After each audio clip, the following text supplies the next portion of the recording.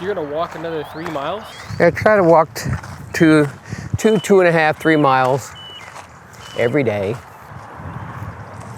Why should we value God's house? Well, it's a place of His presence.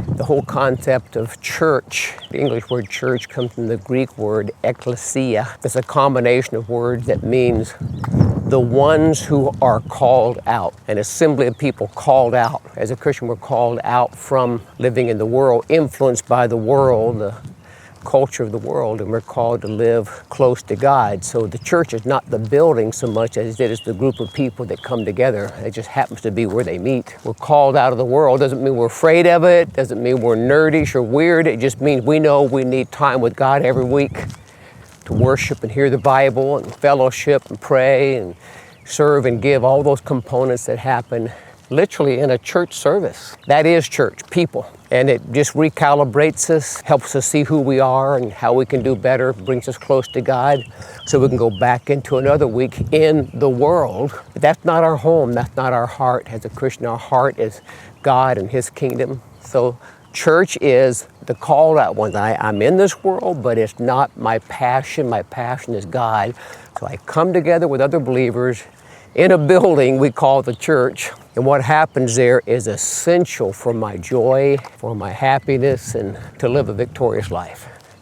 It's gonna be good. I'd been a Christian for 6 months maybe. Small little church I was raised in, very traditional in one sense. Singing from a hymn book, had my hands lifted worshiping, and it was in that moment that I experienced kind of hearing God speak to my heart. I literally in that moment felt God saying, "You are called to be a pastor."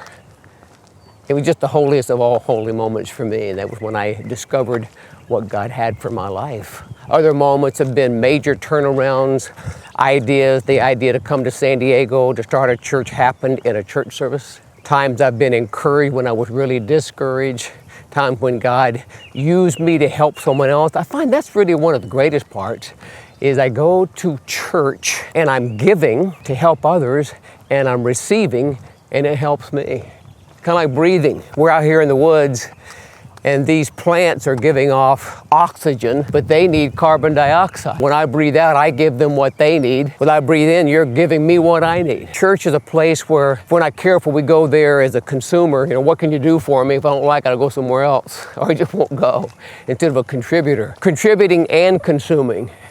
I need help, but I can give. I think some of my most joyous moments as a Christian has been in the gatherings like that, where I've been able from different ways to pray for somebody or encourage someone, and the life of God flowing through me was refreshing. The Bible says, "He who refreshes others will himself be refreshed." I'm going to church to worship God and be close to Him and hear His voice and feel His presence and experience the touch of God on my life. And in that context, God often will use me to be a blessing to somebody else. It's just nothing like church. It's a powerful place. It's a fun place. It's exciting. You never know what's going to happen.